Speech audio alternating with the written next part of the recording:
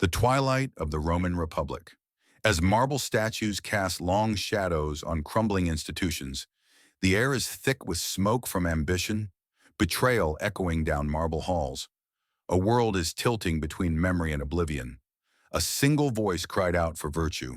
That voice belonged to Marcus Tullius Cicero, orator, philosopher, statesman. He was not born into nobility. He earned his place through intellect, not inheritance. In a time when power was bought with blood or bribery, Cicero believed words could still steer the soul of a nation.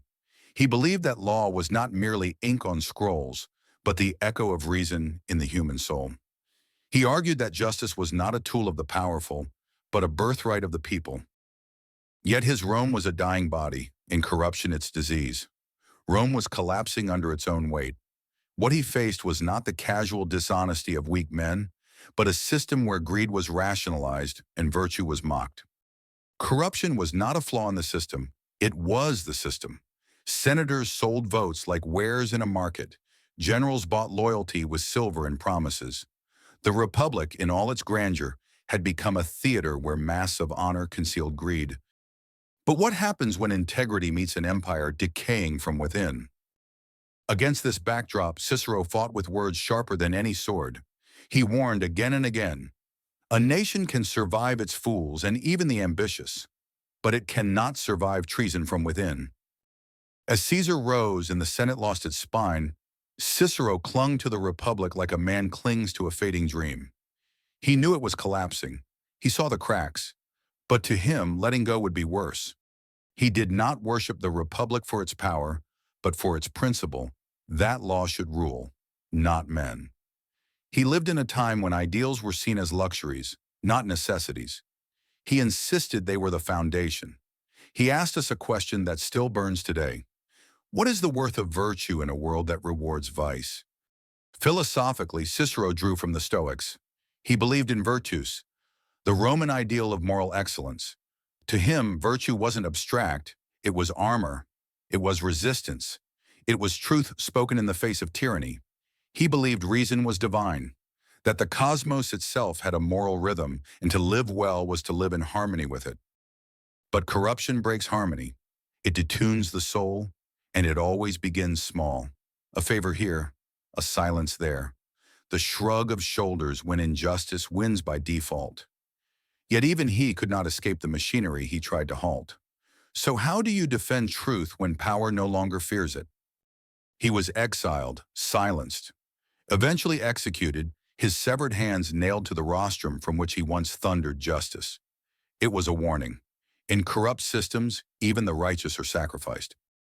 Cicero died not because he failed to see the danger. He died because he refused to look away. His final words, they say, were a plea for the Republic, a dying man begging for a ghost to live. Cicero's story is not about triumph, it is a story of noble failure. And perhaps that is why it is so important. We are not in Rome, but we are never far from it. Empires rise in marble and fall in dust. The names change, the temptations do not. Cicero's lesson is not to fear corruption's power, but to fear our indifference to it. We live in an age of soft lies and loud distractions, where corruption doesn't wear a toga, but hides behind slogans, metrics, and carefully worded policies. When institutions fail, we look for saviors. But Cicero reminds us, saviors who reject law will not preserve it. They will only bend it to their will. So why does Cicero matter now? Because corruption is not just a Roman relic. It survives in the quiet transactions behind closed doors, in the normalization of dishonesty, in the way truth is bent until it fits the shape of power. Cicero teaches us that integrity is not measured by victory. It is measured by the willingness to stand for what is right, even when the outcome is ruin. We live in times where convenience often trumps conviction, where silence is safer than dissent, where truth is curated for clicks and virtue is marketed like perfume. But listen, truly listen, to Cicero, echoing across centuries. The welfare of the people is the highest law. That was his creed. Not the welfare of the powerful or the privileged, but the people.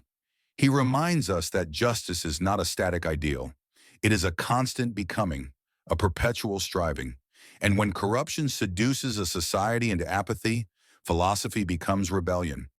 Cicero stood in the arena of his time, knowing he would likely fall, but he spoke anyway. That is what makes him eternal.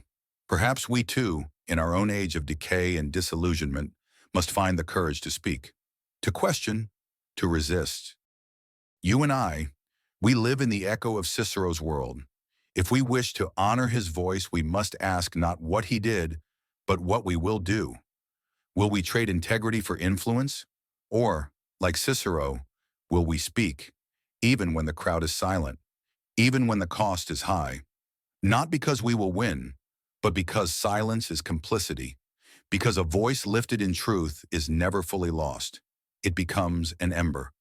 And one day in the dark, it may light the fire again. And somewhere in the ruins of tomorrow, maybe a voice will rise again, because once someone dared to speak. If Cicero's voice stirred something in you today, let it echo forward. Share this video with someone who still believes truth matters. Until next time, may your mind stay sharp, your words stay true, and your courage never bow to the comfort of silence.